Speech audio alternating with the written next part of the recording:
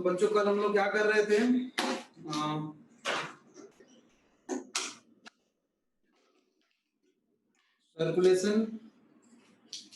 Circulation कर रहे थे ना। कार्डियक साइकिल हमने कंप्लीट देख लिया था। इस ब्लड प्रेशर भी और कार्डियक साइकिल हमने कंप्लीट कर लिया था। ठीक है, नेक्स्ट पॉइंट है बेटा, नेक्स्ट टॉपिक है आपका हार्ट बीट, है ना। हार्ट बीट,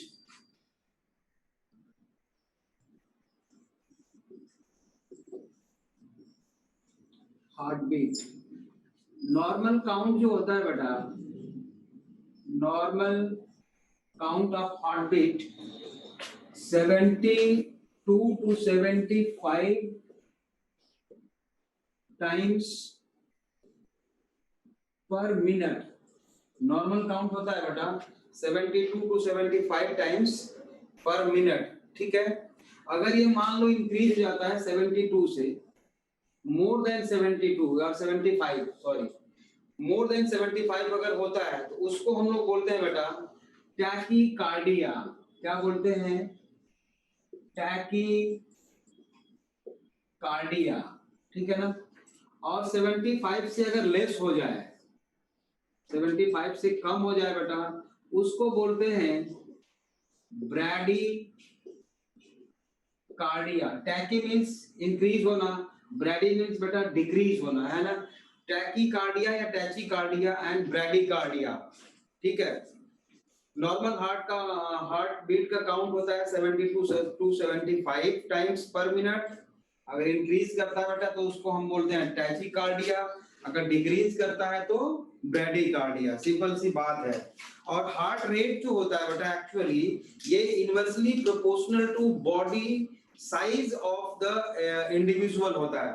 मतलब इंडिविजुअल की किसी भी ऑर्गेनिज्म की बॉडी साइज बहुत बड़ी है तो उसका हार्ट बीट कम होगा, अगर बॉडी साइज बहुत छोटी है बेटा तो उसका हार्ट रेट जो है वो ज्यादा होगा। जैसे रेट ऑफ रैट का हार्ट बीट होता है बेटा, जो मान ले रैट बहुत छोटा होता है, रैट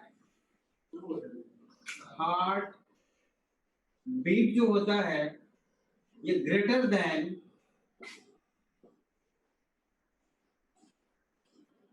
एलिफेंट हार्ट बीट। मतलब एलिफेंट के हार्ट बीट से ज्यादा रेट होगा किसका? रैट के हार्ट बीट का, है ना। Inversely proportional to body size होता है, ये बात याद रखनी है आपको। ठीक है, बाकी हार्ट रेट में हम लोग सारी चीज हम लोग कर चुके हैं पहले ही, ईसीजी तक हमने कर लिया था। नेक्स्ट टॉपिक है बेटा control of heart beat. Control of heart beat. बेटा हार्ट बीट इंक्रीज कब करेगा और डिक्रीज कब करेगा, पहले तो हम ये देख लेते हैं कब इंक्रीज होगा और कब डिक्रीज होगा।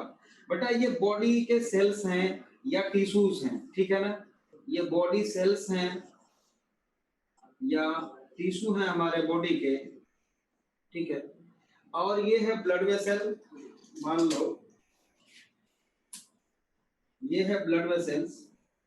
ब्लड कैपिलरी से ही कोई भी टिश्यू क्या लेता है बेटा? ऑक्सीजन लेगा और न्यूट्रिएंट लेगा। मतलब जो भी न्यूट्रिएंट की सप्लाई टिश्यू को मिलती है बेटा वो किससे मिलती है? ब्लड से ही मिलेगी। यहाँ पे अगर डिमांड ज्यादा बढ़ गया, ठीक है ना, ड्यूरिंग स्ट्रेनस कंडीशन, एक्सरसाइज हम कर रहे हैं या एकदम से दौड़ने लगे, ठीक है, उस समय कंजम्पशन ऑक्सीजन का और न्यूट्रिएंट्स का विद इन द टिश्यू बढ़ जाएगा। मतलब सेल्स के पास डिमांड ऑक्सीजन की और न्यूट्रिएंट्स की बढ़ेगी तो सप्लाई बढ़ानी पड़ेगी बेटा। सप्लाई बढ़ाने के लिए क्या होगा? ब्लड सर्कुलेशन फास्ट होगा। ब्लड सर्कुलेशन को फास्ट करने के लिए क्या होगा बेटा? हार्ट की बीटिंग को फास्ट करना होगा। सारी चीजें एक दूसरे से रिलेटेड है बेटा, ठीक बात है ना। तो during strenuous condition rate of heart beat बढ़ जाता है। तो इसमें किसका किसका कोऑर्डिनेशन होता है एक साथ, वो हम देखने वाले हैं आज। मतलब दो कंट्रोल होता है, एक तो न्यूरल कंट्रोल होता है बेटा और एक होता है केमिकल कंट्रोल। केमिकल कंट्रोल तो हम लोग breathing and exchange of gases में देखे थे, थोड़ा सा कैरोटिड बॉडी और एबॉर्टिक बॉडी भी हमने देखा है, लेकिन अब यहाँ पे स्पेशली हम न्यूरल कंट्रोल देखने जा रहे हैं, ठीक है। तो क्यों बढ़ेगा आपने देख लिया, और नॉर्मल कंडीशन में क्यों कम होगा, नॉर्मल होगा, ये भी आप जानते हो, ठीक है। तो चलते हैं बेटा neural control of heart rate की तरफ। वैसे देखा जाए बेटा तो ह्यूमन हार्ट जो होता है वो normally controlled by intrinsically, normal activity of the heart beat. यहां मैं एक स्टेटमेंट लिखता हूं बेटा, normal activities of heartbeat is controlled by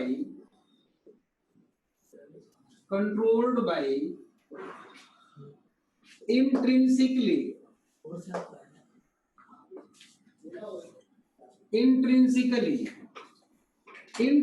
मतलब हार्ट खुद ही कंट्रोल करता है बेटा अपने स्पीड को, अपने बीटिंग को, ठीक है ना। And regulated by cardiac tissue, regulated by cardiac tissue और nodal tissue, regulated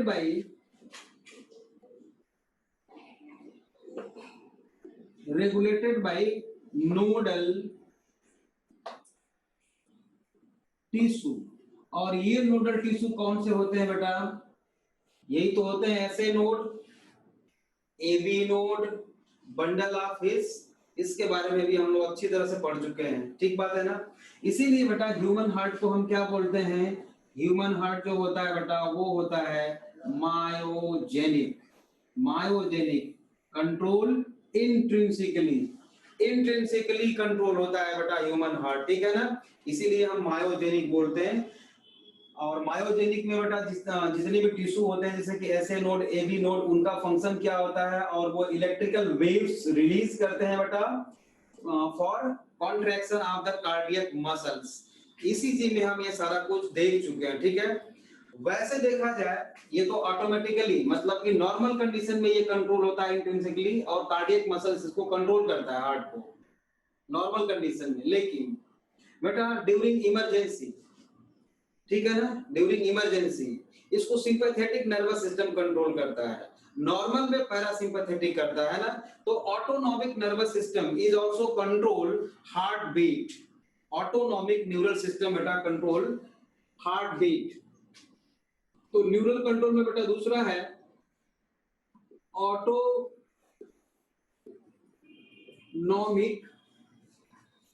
autonomic neural system. Autonomic neural system में बेटा दो होते हैं, मैंने बताया दो होते हैं। पहला है सिंपैथेटिक न्यूरल सिस्टम, और दूसरा क्या है, दूसरा होता है बेटा पैरा सिंपैथेटिक न्यूरल सिस्टम, ठीक है। पैरासिम्पैथेटिक न्यूरल सिस्टम बेटा नॉर्मल कंडीशन में काम करता है। नॉर्मल कंडीशन का मतलब जैसे देखो, और ये ऑटोनॉमिक है, अपने आप होता है, याद रखना है, ऑटोनॉमिक है तो अपने आप होगा, ठीक है। और पैरासिम्पैथेटिक बेटा नॉर्मल कंडीशन में डिमांड कितनी है किस टिश्यू की, या ब्लड सर्कुलेशन कितना होना चाहिए नहीं होना चाहिए, वो ध्यान रखता है पैरासिम्पैथेटिक। जैसे कि हमारा डाइजेशन है बेटा, डाइजेशन में जो नर्व्स कनेक्ट करती है हमारे सीएन नर्व्स को डाइजेस्टिव सिस्टम से, वो पैरासिम्पैथेटिकली एक्टिव होती हैं, पैरासिम्पैथेटिकली उनका फंक्शन होता है, ठीक है ना। अब हार्ट बीट के रिस्पेक्ट में बेटा सिंपैथेटिक और पैरासिम्पैथेटिक में डिफरेंस है क्या चीज, देखो। जैसे मान लो हम आराम से चल रहे हैं, जा रहे हैं कहीं रास्ते में और एकदम से कोई गाड़ी हमारे सामने से ऐसे गुजर गई, आई और चली गई, हम डर गए। अब जब हम डर गए हैं बेटा, तो उस टाइम पे ऑक्सीजन का कंजम्पशन बॉडी टिश्यू में बढ़ेगा, ठीक है, डिमांड बढ़ेगा। तो डिमांड बढ़ेगा तो ब्लड सर्कुलेशन को फास्ट करना होगा, तो फिर हार्ट की बीटिंग स्टार्ट करनी होगी, फास्ट करनी होगी। फास्ट करने के लिए बेटा हमारा एडेनल मेडुला, एडेनल ग्लैंड होती है बेटा किडनी के ऊपर, जो लास्ट चैप्टर में हम एंडोक्राइनोलॉजी में पढ़ेंगे। वैसे क्लास 10th में आप लोगों ने एडेनल ग्लैंड के बारे में जरूर पढ़ा होगा। तो एडेनल ग्लैंड से बेटा दो हार्मोन सेक्रेट होते हैं, है ना, जो न्यूरल सिस्टम के साथ मिलके बेटा, न्यूरल सिस्टम के साथ मिलके ये जो हार्मोन्स होते हैं वे सीक्रेटेड बाय एडेनल मेडुला, इसके साथ मिलके वर्क करते हैं वो, ठीक है ना। तो सिंपैथेटिक नर्वस सिस्टम में बेटा एक्चुअल में दो कंडीशन होती है। एक तो मान लो हम बिल्कुल अचानक से डर गए हैं या एकदम से बहुत तेजी से दौड़ पड़े, जबरदस्ती, मतलब भागना पड़ रहा है, मुझे भागना नहीं चाहता, मुझे भागना पड़ गया, मतलब इमरजेंसी केस है उस टाइम पे, है ना। इमरजेंसी में भी बेटा, इमरजेंसी में बीपी को भी बढ़ाना पड़ेगा, मतलब कि हार्ट रेट को हमारे बढ़ाना पड़ेगा। लेकिन मान लो स्टेयर्स पे हम चढ़ रहे हैं, जानबूझ के चढ़ रहे हैं, डरे नहीं है, जानबूझ के चढ़ रहे हैं, तो जब जानबूझ के ही चढ़ रहे हैं बेटा, डरा हमको कोई डर नहीं लगा, उस टाइम पे भी हार्ट का रेट बढ़ाना पड़ेगा, क्योंकि उस टाइम पे भी डिमांड टिश्यू में न्यूट्रिएंट्स की और ऑक्सीजन की बढ़ी हुई है, तो हार्ट रेट को उस टाइम पे भी बढ़ाना होगा। लेकिन वो कोई इमरजेंसी नहीं है, याद रखना है, वो इमरजेंसी नहीं है, ठीक है, ठीक है। तो इमरजेंसी नहीं है बेटा, तो उसको हम बोलेंगे नॉर्मल कंडीशन में बीपी को बेटा बढ़ाना पड़ेगा उस टाइम पे, और हार्ट रेट को भी बढ़ाना पड़ेगा। फिर मैं कभी देख लेता हूं, हार्ट रेट को बढ़ाना पड़ेगा, ठीक है, दोनों कंडीशन में। तो इमरजेंसी में जब बढ़ाना पड़े बेटा, तो उस समय उस समय हार्मोन्स काम करता है बेटा, epinephrine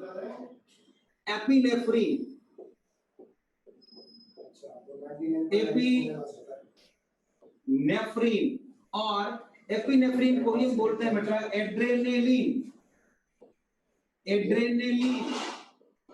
which secreted by adrenal medulla, and normal condition में बेटा जो हार्मोन काम करता है, रिलीज होता है, वो होता है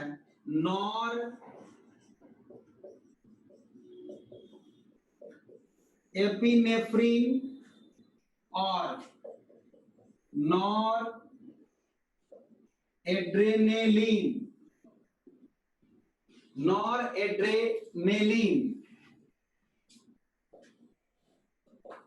ठीक है।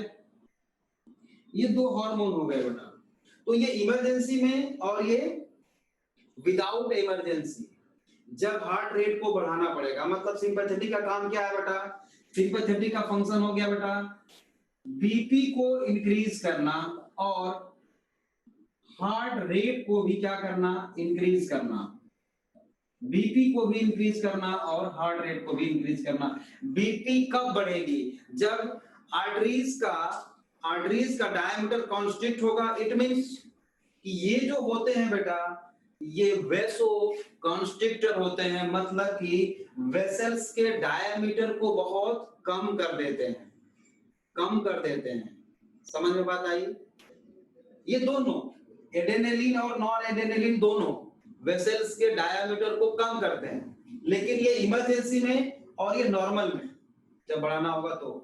इसका उल्टा पैरासिम्पैथेटिक क्या करेगा बेटा, ये नॉर्मलाइज करेगा, है ना, मतलब ये बीपी को भी डाउन करता है और हार्ट रेट को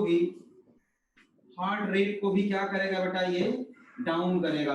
डाउन करने का मतलब ये नहीं हुआ कि नॉर्मल से कम करेगा, वो जो बढ़ा हुआ रेट था बेटा उसको नॉर्मल कंडीशन में लाएगा।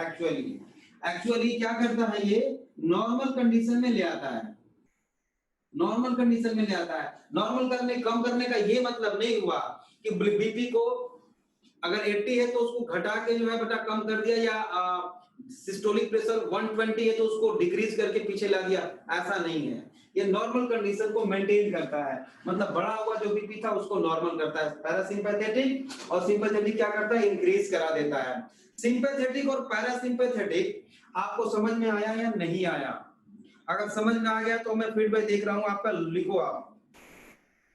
बिल्कुल बेटा, राधेश्याम लिखा है तूने। एसिटाइल कोलिन एंजाइम, यहाँ पे जो है न्यूरोट्रांसमीटर जो रिलीज होता है बेटा वो होता है एसिटिल या एसिटाइल कोलिन। एसिटाइल कोलिन के हेल्प से ये पैरासिम्पैथेटिक वर्क करता है बेटा, और ये एड्रेनालिन के हेल्प से वर्क करता है। यहां तक समझ में आ गया तो एस लिखो, लिखो बेटा लिखो। ओके है। Parasympathetic decrease speed of potential conduction. चलो नर्वस सिस्टम में पढ़ लेंगे ये, अभी नहीं, ठीक है। तो न्यूरल कंट्रोल हमें देखना है यहाँ पे बेटा, इस एक्चुअली हम यहाँ पे न्यूरल कंट्रोल देख रहे हैं। अब ये जो न्यूरल रेगुलेशन है बेटा, इसका हमारे ब्रेन में सेंटर कहाँ पे होता है वो उसके बारे में भी बात करना जरूरी है, ठीक है। तो चलो वो भी देख लेते हैं। Actually neural control of heart rate is located in medulla oblongata, medulla oblongata of CNS, central nervous system. मान लो बेटे कि ये हमारा जो है ब्रेन है, ठीक है, और यहाँ पे पॉन्स होता है कहीं, और यहाँ पे मान लो ये नीचे स्पाइनल कॉर्ड आती है। तो हम उतना सारा नहीं दिखा रहे हैं, हम इसको मान लेते हैं कि ये क्या है बेटा, ये है मेडुला ऑब्लंगाटा, ठीक है। मेडुला ऑब्लंगाटा है, मान लिया हमने, ठीक है। मेडुला ऑब्लंगाटा से ऐसे एक पेयर ऑफ नर्व्स अराइज होती हैं जिसको हम बोलते हैं बेटा ग्लॉसो फायरिंजियल नर्व। आपको याद होगा तो जब हम बता रहे थे टंग का स्ट्रक्चर, उस टाइम पे बताया था हमने ग्लॉसोफैरिंजियल नर्व्स, नर्व का एग्जांपल हमने दिया था। हाँ, कार्डियोवैस्कुलर सेंटर, कार्डियोवैस्कुलर सेंटर, बिल्कुल, इसको कार्डियोवैस्कुलर सेंटर, ठीक है। अभी वेगस नर्व भी बताएंगे बेटा, घबराओ मत, ठीक है।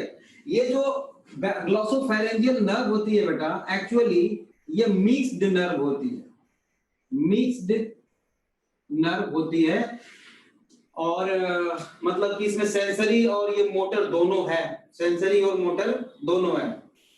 अब नीचे थोड़ा सा हार्ट का स्ट्रक्चर हम बना लेते हैं और उसको इसी से कनेक्ट करने वाले हैं हम। देखो मान लो बेटा कि ये है हार्ट, ठीक है, कुछ इस तरह से, ये है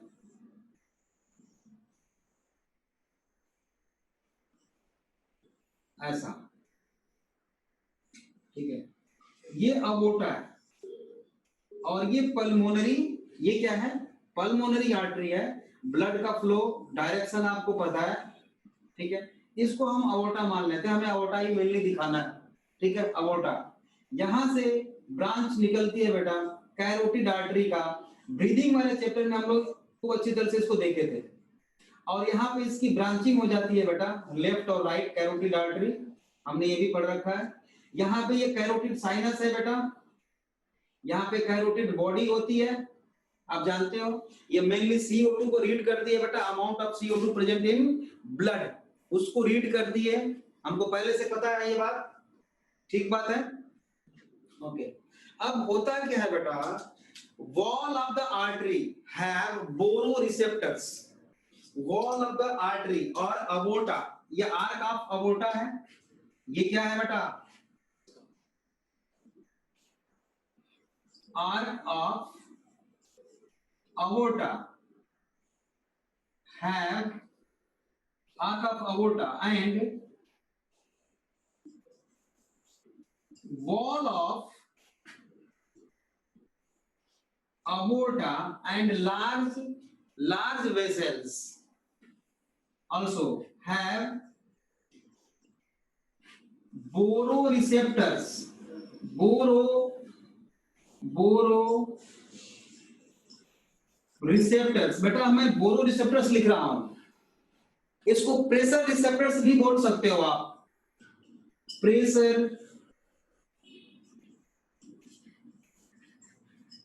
रिसेप्टर भी आप बोल सकते हैं बड़े आराम से, ठीक है ना।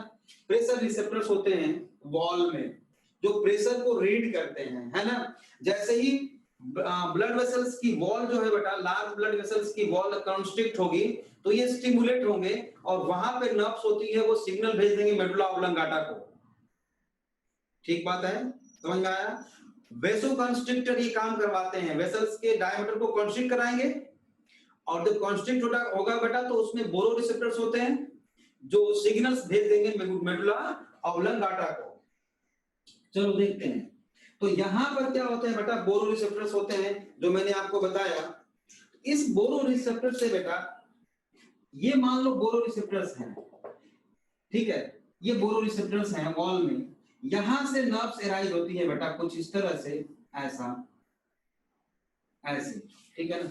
यहां से मैंने नर्व्स निकाला हुआ है और ये नर्व्स सीधे चली जाती हैं कहां पे, मेडुला ऑब्लंगाटा में। देखो यहां से ये मेडुला ऑब्लंगाटा को चली गई, ठीक है, और इसी में से एक ब्रांच निकल रही है ऐसे जो यहां पे भी आ रही है, कहां पे, कैरोटिड आर्टरी के वॉल में गई है। देखो यहां भी बोरो रिसेप्टर्स हैं। इस नर्व को बोलते हैं बेटा हम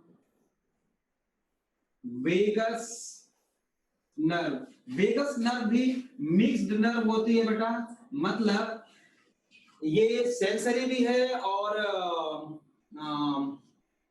मोटर भी है, सेंसरी और मोटर दोनों होती है ये नर्व, वेगस नर्व। और largest nerve in our body, largest होती है, सॉरी लॉन्गेस्ट सबसे बड़ी, लंबी, और मैक्सिमम ब्रांचिंग शो करता है बेटा, ये मैक्सिमम ब्रांचिंग शो करता है वेगस नर्व, ठीक है ना। इससे मेडुला ऑब्लंगाटा में गया और मेडुला ऑब्लंगाटा से बेटा में से जो ये ग्लॉसोफेरेंजियल नर्व्स एराइज हो रही है, इसी की ब्रांच एक आती है और कैरोटिड बॉडी की तरफ गई है। देखो कैरोटिड बॉडी की तरफ, क्या कैरोटिड बॉडी में गई है, इसको बोलते हैं बेटा हम हेरिंग नर्व्स। क्या बोलते हैं इसको, हेरिंग नर्व्स, हेरिंग नर्व। तो ये भी सेंसरी है, यहाँ पे तो सेंसरी का काम कर रहा है बेटा, ये सारे कुछ ले जाते हैं मैसेज किधर की तरफ, इधर, और ले जाते हैं, ठीक है। तो इस तरह से कार्डियक एक्टिविटी को मेडुला ऑब्लंगाटा रेगुलेट करता है थ्रू द नर्व्स, ठीक है ना, थ्रू द नर्व्स।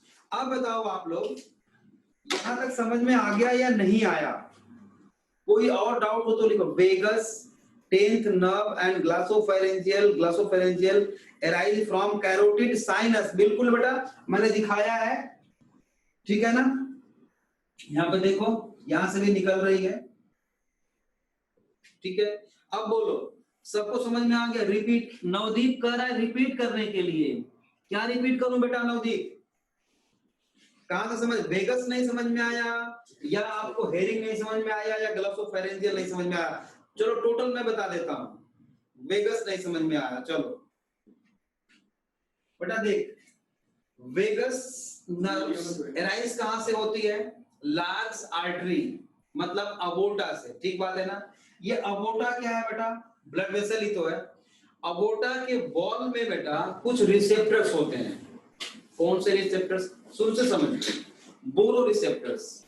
मतलब जैसे ही अबोर्टिक वॉल कंस्ट्रिक्ट होगी, सिकुड़ेगी बेटा, ये जो बोरो रिसेप्टर्स हैं उस को रीड कर लेंगे और इंपल्स भेजेंगे मेडुला ऑब्लांगाटा की तरफ। लेकिन ये कॉन्स्ट्रिक्ट ही क्यों होंगे? वही मैंने बताया आपको, एड्रेनलिन रिलीज हुआ मेडुला ऑब्लांगा सॉरी एड्रेनल मेडुला से और ब्लड में आया तो जैसे ही ब्लड में आया बेटा, ब्लड वेसल्स की वॉल को उसने क्या किया, कॉन्स्ट्रिक्ट करा दिया, तो ब्लड का फोर्स जो है और फास्ट हो जाएगा, बीपी बढ़ जाएगा और इसको रीड कर लेगा कौन बेटा, वॉल में प्रेजेंट है बोरो रिसेप्टर्स।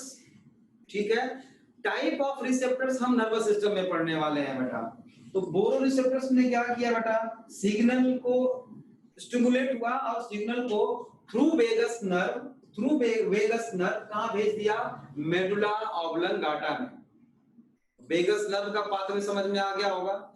और वेगस नर्व का ही एक ब्रांच बेटा ये कैरोटिड साइनस से भी निकलता है, कैरोटिड बॉडी से निकलता है, जो वेगस नर्व में मिल के बेटा मेडुला ऑब्लांगाटा तक इंपल्स को पहुंचाता है। ये बात हम ब्रीदिंग वाले चैप्टर में पढ़ चुके हैं, अच्छी तरह से पढ़ चुके हैं। ये समझ में आ गया। अब देखो ग्लॉसोफेरेंजियल नर्व जो होती है बेटा, ये कहां जा रही है, हमारे सिफालिक रीजन की तरफ जा रही है, इधर टंग में भी जाएगी। उसकी एक ब्रांच बेटा इधर हार्ट के तरफ भी आ रही है, कैरोटिड बॉडी के तरफ, उसको हम बोलते हैं हेयरिंग नर्व्स। समझ में आ गया, नर्व्स का डिस्ट्रीब्यूशन समझ में आ गया बच्चे, सबको समझ में आ गया। नवदीप, राधे श्याम, राधम बिंदल, ठीक है। और किसी को कोई डाउट हो तो लिख दो, अब जल्दी लिखो। रिदम सर, अच्छा समझ में आ गया, यहां तक ओके बेटा, कंप्लीट है, यहां तक ओके है, यहां तक ओके है, फिर आगे मैं बढ़ूं, क्लियर है, ठीक है बेटा। चलो आगे बढ़ते हैं हम। अब चलते हैं बेटा टाइप ऑफ सर्कुलेशन की तरफ, टाइप ऑफ सर्कुलेशन, ठीक है, type of circulation, type of circulation, types of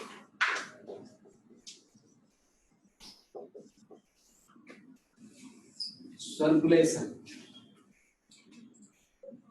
पहला है बेटा पल्मोनरी सर्कुलेशन, पल्मोनरी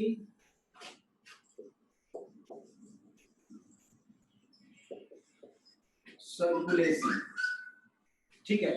तो पल्मोनरी सर्कुलेशन बेटा स्टार्ट कहां पे होती है और कहां पे इसका, कहां पे ये फिनिश होती है, देख लेते हैं पहले। ये हार्ट है बेटा, ठीक है, और यहां से लंग्स के तरफ बेटा, दोनों लंग्स के तरफ ब्लड जाता है थ्रू पल्मोनरी आर्टरी, ये लंग है बेटा, ये भी इधर है, ठीक है। और after oxygenation, oxygenated blood from both lung, इधर से भी बेटा और इधर से भी, ठीक है ना, कहां पे आता है, राइट एट्रियम में। तो ये है अवोटा, ठीक है, समझ में आ गया, हमने पहले भी बनाया था, आप लोगों ने भी बनाया था। तो लिख लेते हैं इसको, कहां से स्टार्ट होता है और कहां पे फिनिश होता है। पल्मोनरी सर्कुलेशन स्टार्ट विद, यहां से स्टार्ट हुआ, जिसको क्या बोलेंगे, राइट वेंट्रिकल, राइट वेंट्रिकल, ठीक है। राइट वेंट्रिकल से भी कहा गया बेटा थ्रू पल्मोनरी आर्टरी के थ्रू कहा गया, फिर लंग्स, लंग्स फिर कहा गया, लंग्स के बाद थ्रू पल्मोनरी वेन, कहां पे आ गया बेटा, पल्मोनरी वेन के थ्रू कहां पे आ गया, राइट एट्रियम, ठीक है। तो ये राइट वेंट्रिकल से स्टार्ट हुआ, मतलब यहां से स्टार्ट हुआ और यहां पे फिनिश हुआ बेटा। इसको क्या बोलते हैं हम, इसको क्या बोलते हैं, पल्मोनरी सर्कुलेशन, क्या बोलेंगे, पल्मोनरी सर्कुलेशन। क्लियर है सबको? स्टार्ट कहां पे होगा और इसका एंड कहां पे होगा? क्लियर है? Any problem? पल्मोनरी सर्कुलेशन समझ में आ गया बच्चे? बोलो जल्दी, बोलो बोलो। चले गए क्या सारे? सो रहे हो? क्लियर है तो लिखा करो फटाफट। बहुत बढ़िया। हाँ, बट जितना जल्दी रिस्पांस दोगे उतना ही मैं आगे बढ़ूंगा जल्दी जल्दी। ठीक है, दूसरा स्टार्ट करते हैं बेटा, सर्कुलेशन बताते हैं हम। दूसरा सर्कुलेशन कौन सा होता है पल्मोनरी के बाद? Fetal circulation. Fetal circulation second.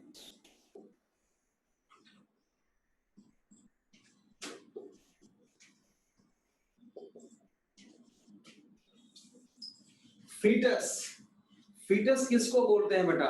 जब डेवलपिंग बेबी एम्ब्रियो है ना विद इन द मदर ओम 2 महीने का हो जाता है बेटा, 8 वीक का, उसको हम फीटस बोलते हैं।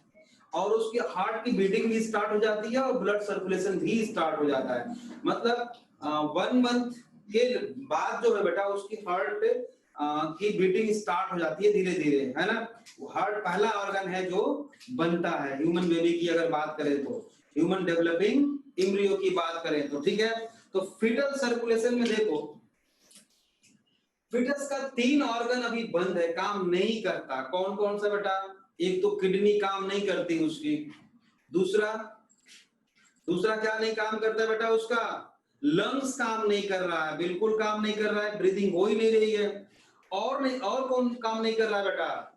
गैस्ट्रो इंटेस्टाइनल ऑर्गन्स काम नहीं कर रहे हैं उसके, मतलब बेबी कुछ खा नहीं रहा तो डाइजेस्ट क्या करेगा? तो 3 ऑर्गन ऐसे होते हैं जो बेटा बेबी के काम नहीं करते। वो कब काम करना शुरू करते हैं? After birth, right, after birth. और आप लोग ये भी जानते हो कि अगर बेबी की किसी केस में अगर डेथ हो जाती है आफ्टर बर्थ, तो उसकी डेथ बिफोर बर्थ हुई थी या आफ्टर बर्थ हुई थी, इसको आइडेंटिफाइड कैसे करते हैं? कैसे करते हैं? अगर बेबी के लंग्स में हम देखेंगे, पोस्टमार्टम करके देखेंगे बेटा उसका, कि उसमें अगर एयर है, इट मींस कि आफ्टर बर्थ उसकी डेथ हुई है, क्योंकि फर्स्ट ब्रीदिंग के बाद क्या क्या हुआ है? एयर उसके लंग्स में चले गए, अल्वेओली में चले गए, तो लंग्स काम नहीं कर रहा है बिफोर बर्थ, ये बात आप पहले से जानते हो, ठीक है ना। तो चलो देख लेते हैं कि जब लंग्स काम नहीं करता तो उसके बॉडी के ब्लड, बेबी के बॉडी का ब्लड कहां से ऑक्सीजन को इनटेक करता है और कैसे?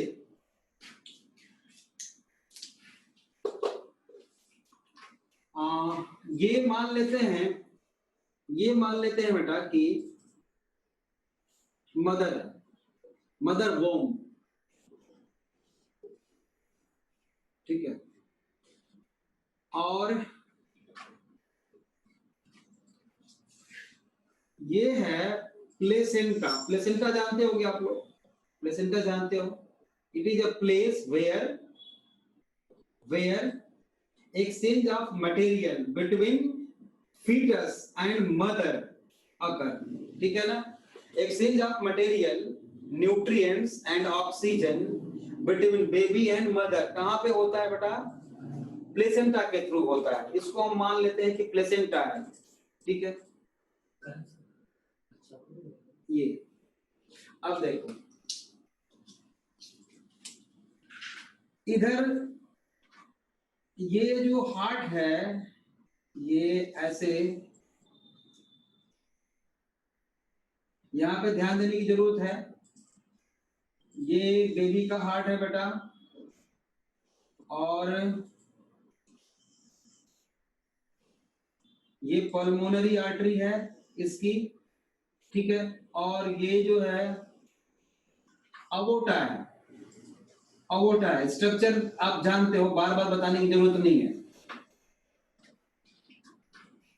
ये जो पल्मोनरी आर्टरी है बेटा, ये लंग्स को जाती है एडल्ट के केस में, डीऑक्सीजनेटेड ब्लड होता है, और ये लंग्स में जाती है बेटा, और उधर से प्यूरिफाइड होने के बाद ऑक्सीजनेटेड ब्लड को लेके आती है और यहाँ पे ओपन होती है, लेकिन लंग्स तो काम नहीं कर रहा। इसका मतलब क्या हुआ, ये जो अबोर्टा है ना, ये जो अबोर्टा है, अबोर्टिक आर्क है, यहाँ पे ये जो पल्मोनरी आर्टरी है बेटा, इसका यहाँ पे कनेक्शन होता है, और ये मैं आपको पहले बता चुका हूं। जरा आप में से किसी को याद हो तो जरा मुझे बताओ, इस कनेक्शन को क्या बोलते हैं, इस कनेक्शन को क्या बोलते हैं, बोलो। Connection between aorta and pulmonary arc को क्या बोलते हैं? मैंने बताया है आप लोगों को, आप लोग बताओ क्या बोलते हैं इसको।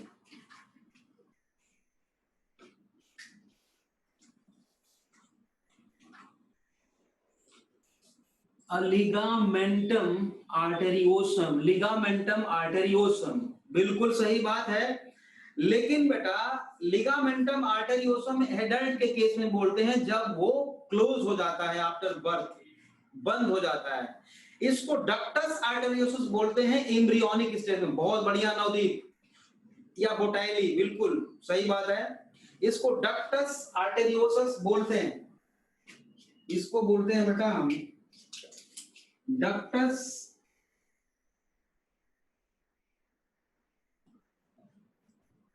आर्टेरियोसस, ठीक है। अब देखो हुआ क्या है बेटा कि मैं इसको इसी कलर से दिखाता हूं, क्योंकि अब ये यहां से ब्लड यहाँ पे मिक्स तो हो गया, मिक्स हो गया, ये लंग्स को जा रहा है, लेकिन लंग्स डेवलपिंग है, डेवलप हो रहा है बेटा, उसको ऑक्सीजन की सप्लाई करेगा, ऑक्सीजनेटेड ब्लड की। अब ये मैंने आर्टरी बनाई है, ये आर्टरी बनाई है बेटा, और कहाँ पे बनाया है मैंने, ये कहाँ तक का, बिल्कुल लोअर रीजन की बात मैं कर रहा हूँ, लोअर रीजन की बात कर रहा हूँ यहाँ पे। मतलब कि ये थोरेसिक रीजन को क्रॉस कर गया है और लंबर रीजन को भी क्रॉस कर गया है ये आर्टरी। और यहाँ पे आने के बाद बेटा इसकी दो ब्रांच ऐसे निकली हुई है और पूरे बॉडी को सप्लाई कर रहा है ब्लड। ये जो है पूरे बॉडी को ब्लड की सप्लाई कर रहा है। मान लो एक आर्टरी हमने ऐसे निकाल दिया ऐसे, ठीक है, आर्टरी निकाल दिया, यहाँ पे बॉडी के सेल्स हैं, यहाँ पे सप्लाई कर रहा है ऑक्सीजन की और न्यूट्रिएंट्स की, ठीक है, सप्लाई कर रहा है। तो यहां से CO2 रिच ब्लड भी तो इसी में आएगा, ऐसा, सॉरी, इधर से इसे इसे जाएगा, ठीक है। अब ये दो आर्टरी है बेटा, क्या है ये,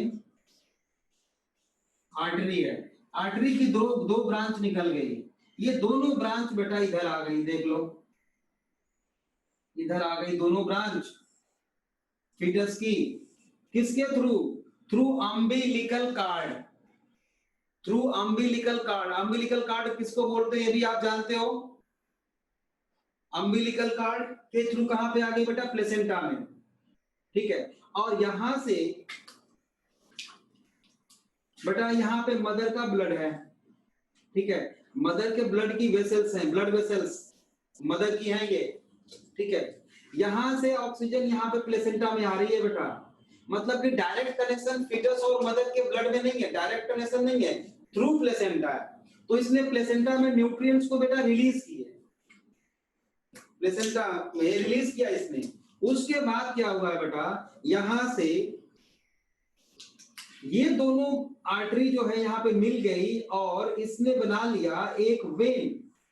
ये क्या है बेटा, वेन है। और ये वेन, ये जो क्या बोलते हैं इसको आप लोग, इंफीरियर वेना केवा बोलते हैं ना, इंफीरियर वेना केवा में आके मिल गई। तो ये ऑक्सीजनेटेड ब्लड है, देख लो ये ऑक्सीजनेटेड ब्लड है, ऑक्सीजनेटेड ब्लड है। और ये यहाँ पे चला आया राइट एट्रियम में, फिर राइट वेंट्रिकल में, फिर इधर जा रहा है। तो इधर जा रहा है तो फिर ब्लड यहाँ पे आना चाहिए ना, तभी तो ये ऑक्सीजनेटेड होगा। और पूरे बॉडी को डिस्ट्रीब्यूट करते हुए बेटा फिर से ये आता है। तो मतलब आर्टरी में कैसा ब्लड फ्लो हो रहा है बेटा, इसमें डीऑक्सीजनेटेड ब्लड। तो two umbilical artery and two umbilical vein किसमें होता है बेटा, फीटस में। फीटस में क्या होता है, इन फीटल सर्कुलेशन में क्या होता है बेटा, ये बात आपको याद रखनी है, in fetal circulation two umbilical artery which carry deoxygenated blood, मतलब CO2 rich blood. Artery carry deoxygenated blood, CO2 rich blood, और one way umbilical vein, one umbilical vein which carry oxygenated blood। ये बात आपको याद रखनी है। Artery गई placenta में बेटा, और देखो मदर के ब्लड में डायरेक्ट कनेक्शन कोई है नहीं, यहाँ पे दोनों ने अपने अपने टॉक्सिकेंट रिलीज किए, सॉरी ये आर्टरी ने क्या किया, टॉक्सिकेंट भी रिलीज किया और CO2 भी रिलीज किया, मतलब नाइट्रोजनस प्रोडक्ट को भी इसने यहीं पे रिलीज किया, मतलब किडनी का कोई काम नहीं है अभी फीटस में बेटा, डेवलपिंग एम्ब्रियो में किडनी का काम कोई क्यों नहीं है, क्योंकि इसने एक्सक्रीटरी मटेरियल को कहां पे रिलीज किया, प्लेसेंटा में, and this excretory material received by the mother blood vessels, ठीक है, और वो अपनी किडनी से इसको एक्सक्रीट करने वाली है। क्लियर हो गया बात यहां तक? फीटल सर्कुलेशन समझ में आ गया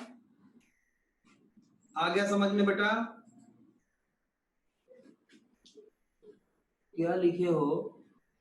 फिफ्थ लंबर वर्टिब्री पर डिवाइड करता है सर, उतना नहीं देखना है अभी बेटा, अभी तो मैं सिस्टेमिक सर्कुलेशन बताऊंगा आपको, ठीक है, यहां तक क्लियर हो गया, बढ़िया।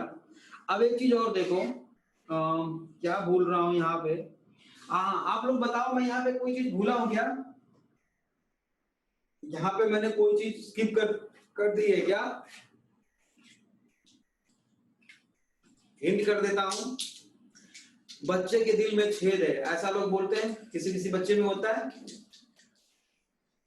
वहां भी ब्लड मिक्स होता है कि नहीं एम्ब्रियोनिक स्टेज में? बिल्कुल, हाँ वहां भी तो एम्ब्रियोनिक स्टेज में ब्लड मिक्स होता है, फोरामेन ओवैलिस, बहुत बढ़िया, बिल्कुल बेटा, फोरामेन ओवैलिस, एंड आफ्टर बर्थ जब वो बंद हो जाता है उसको क्या बोलते हैं? फोसा ओवैलिस, फोसा ओवैलिस, मतलब कि यहां तक क्लियर है, मैं ऐसा मान लेता हूं, ठीक है, फोरामेन ओवैलिस बोलते हैं, जब वो बंद हो जाता है तब उसको फोसा ओवैलिस बोलते हैं, समझ रहे हो? ऐसा। दूसरा है बेटा कार्डियक सर्कुलेशन, उसके बाद है बेटा कार्डियक सर्कुलेशन, मैं इसको मिटा देता हूं, कार्डियक सर्कुलेशन, कार्डियक सर्कुलेशन में मैं केवल बता दूंगा, आप लोग पहले से जानते हो उस चीज को, coronary artery and coronary when. Cardiac circulation के बारे में हमने पहले ही आपको बता रखा है, बस उसका नाम लिख देना है मुझे, हाँ। नेक्स्ट है बेटा, जो भी नंबर दे दो, थर्ड होगा शायद, या जो भी, कार्डियक सर्कुलेशन। कार्डियक सर्कुलेशन में क्या आएगा बेटा? कोरोनरी सिस्टम, कोरोनरी सिस्टम आएगा बेटा, इसमें सारा कोरोनरी सिस्टम आएगा, ठीक है। तो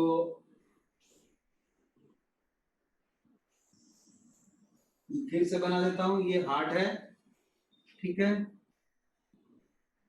ये है बेटा हार्ट, और ये है right atrium, right ventricle, and this is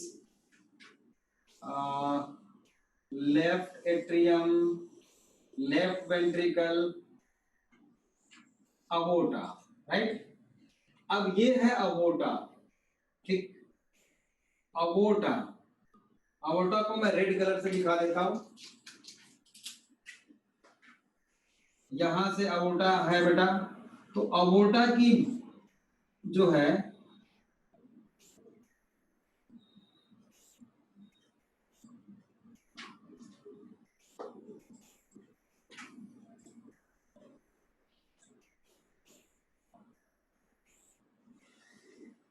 ऐसे, base of the aorta, base of the aorta है ना, divide left and right coronary, divide into left and right coronary artery. देखो ये और ये दो कोरोनरी आर्टरी, इनको बोलते हैं left and right coronary artery. देख लो ये लेफ्ट है, सॉरी ये राइट है और ये लेफ्ट है कोरोनरी आर्टरी, और ये ब्लड कहां पे लेके जाएगी बेटा, हार्ट वॉल में लेके जाएगी। ठीक है, तो कोरोनरी कैपिलरी भी होगी बेटा और कोरोनरी वेन भी होगी। कोरोनरी वेन से सारा का सारा ब्लड कलेक्ट होके हार्ट से कहां पे आके ओपन होता है बेटा, इन कोरोनरी साइनस which located, बिल्कुल सही बात है बेटा, which located in coronary sinus, which located in which chamber, which chamber,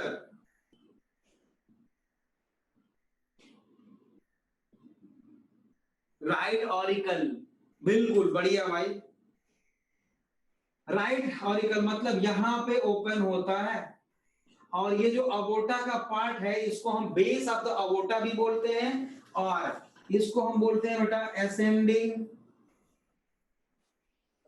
ascending part of अबोटा, इसको बोलते हैं ascending part of अबोटा।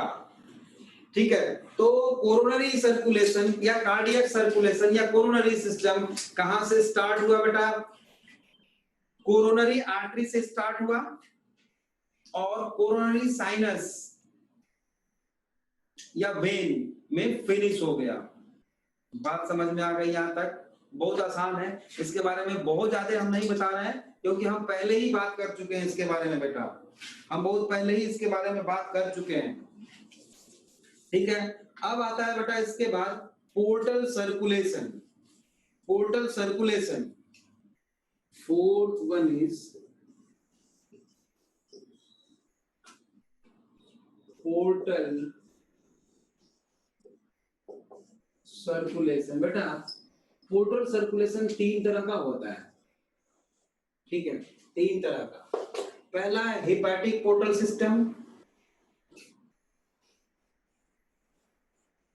Hepatic portal system. दूसरा होता है हाइपोथैलेमिक हाइपोफाइशियल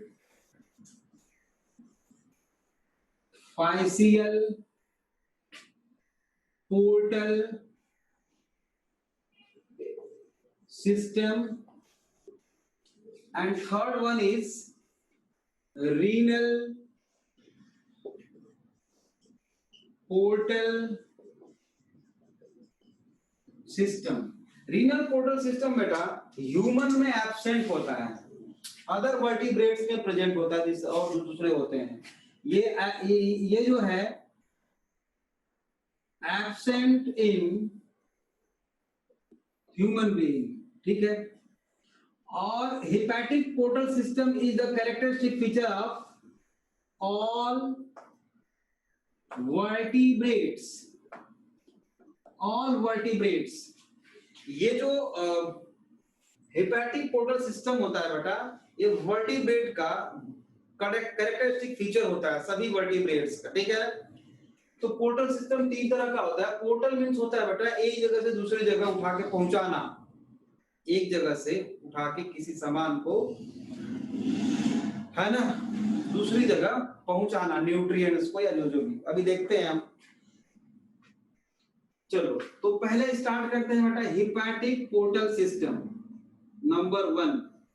ये नंबर 1 है, ये 2 है बेटा और ये 3 है। तो ये तो ह्यूमन में होता नहीं है, हमें पढ़ना नहीं है, दूसरे वर्टिब्रेट्स में होता है। Intestine to liver, intestine to liver, शाबाश बच्चे, बहुत अच्छा। Connect organ to GI tract, gastrointestinal tract, बहुत बढ़िया। ठीक है, अब देखो जैसे मान लो जो लोग नहीं जानते होंगे मैं फिर से बता देता हूं, या मुझे नहीं लगता कि किसी को नहीं पता होगा, सबको पता है कि जो एलिमेंट्री कैनाल में है बेटा, आफ्टर डाइजेशन न्यूट्रिएंट्स का लेवल, आफ्टर डाइजेशन जो एब्जॉर्प्शन होगा वो सारा का सारा न्यूट्रिएंट्स कहां पे जाता है बेटा, ब्लड में जाता है। तो ब्लड में न्यूट्रिएंट्स का लेवल आफ्टर डाइजेशन बहुत ज्यादा बढ़ जाता है, बहुत ज्यादा बढ़ जाता है बेटा। तो उसको एज इट इज अगर पूरे बॉडी में सप्लाई कर दिया जाए बेटा तो प्रॉब्लम आ जाएगी, बिल्कुल प्रॉब्लम तो आनी है।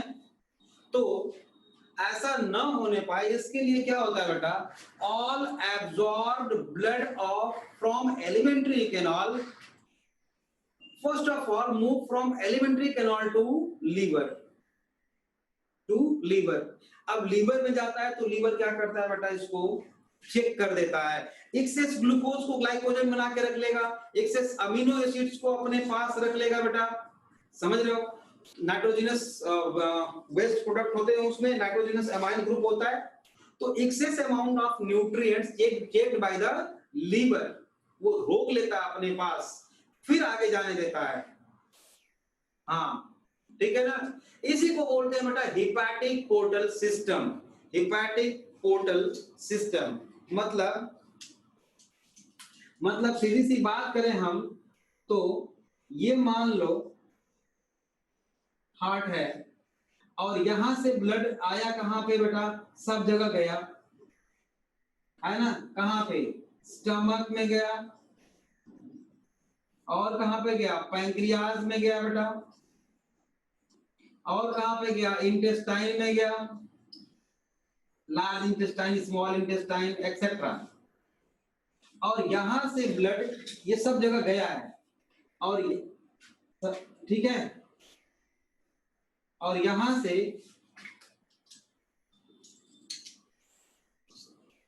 इसको मैं रेड कलर से दिखा देता हूं क्योंकि ये ऑक्सीजनेटेड ब्लड है, O2 रिच ब्लड है, ठीक है, सब जगह गया। और यहां से बेटा मान लो आपकी ये है लीवर, ठीक है, इस लीवर में बेटा दो तरह के ब्लड वेसल्स इंटर करते हैं, एक तो हिपैटिक आर्टरी, इसको बोलते हैं बेटा हम हिपैटिक आर्टरी, सीधे इंटर कर गई। ये भी हम डाइजेशन वाले चैप्टर में डिटेल बता चुके हैं आपको बहुत अच्छी तरह से, ठीक है। उसके बाद इससे ब्लड जो वेन है, एक्चुअल में ये वेन इसमें आएगा, इसमें मिली हुई है, ऐसे है ऐसे, और ये सारा ब्लड कहां पे आ जाता है, लीवर में, किसी एक वेन के थ्रू ओपन होता है, इसी को बोलते हैं हम हिपैटिक पोर्टल वेन। और यहां से फिर ये वेना केवा के थ्रू चला जाता है हार्ट में। तो वेना केवा मान लो यहां पे है, अगर ये है वेना केवा, इसमें जाके जिससे मिलती है इसको हम बोलते हैं हिपैटिक वेन कहते हैं इसको, हिपैटिक वेन।